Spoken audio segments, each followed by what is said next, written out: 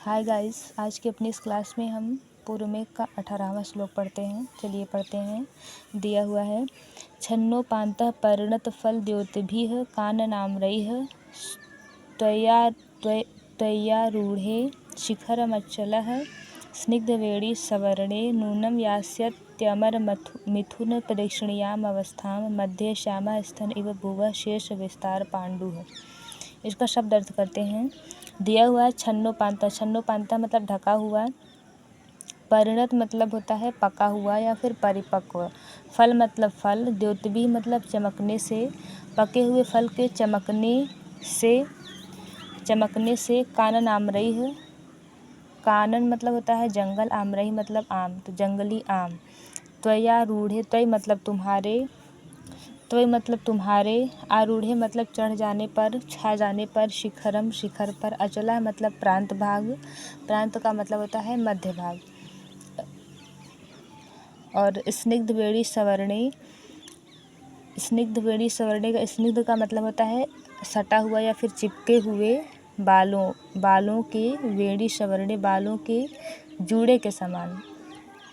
सवर्ण स्निग्ध वेणी का मतलब ही होता है चिपके हुए बालों का जूड़ा, सवर्ण मतलब होता है समान, नूनम मतलब निश्चित ही या फिर अवश्य ही, यास्यति मतलब प्राप्त कर लेगा,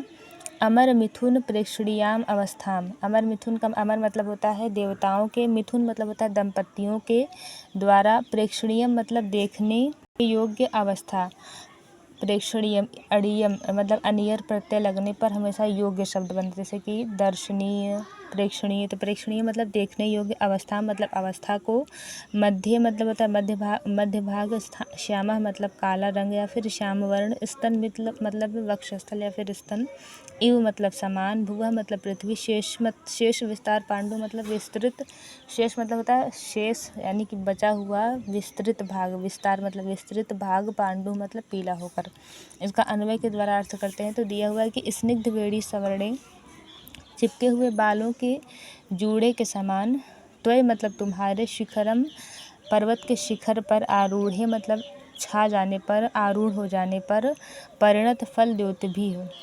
पके हुए फल से चमकने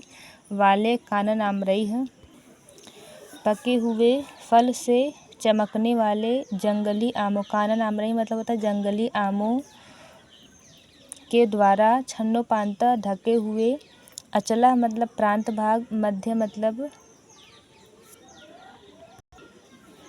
तो यहाँ पर दिया हुआ है कि छन्नो पांता अचला है, तो जो ढका हुआ है, अचला मतलब प्रांत भाग वाला, ऐसा ढका हुआ मतलब कि प्रांत भाग वाला कौन, आम्रकूट पर्वत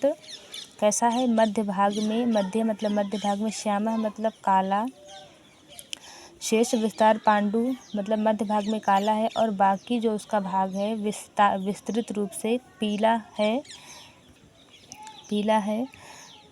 भुवः स्तन जो कैसा लग रहा है, जो पृथ्वी के स्तन इव, वक्षस्थल यानी स्तन की तरह या समान लग रहा है, समान, अमर मिथुन प्रेक्षणीयम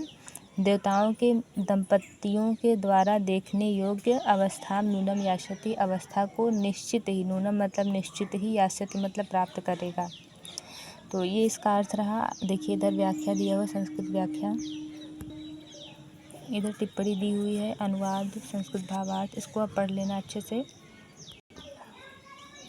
तो आज के लिए इतना ही। जय हिंद।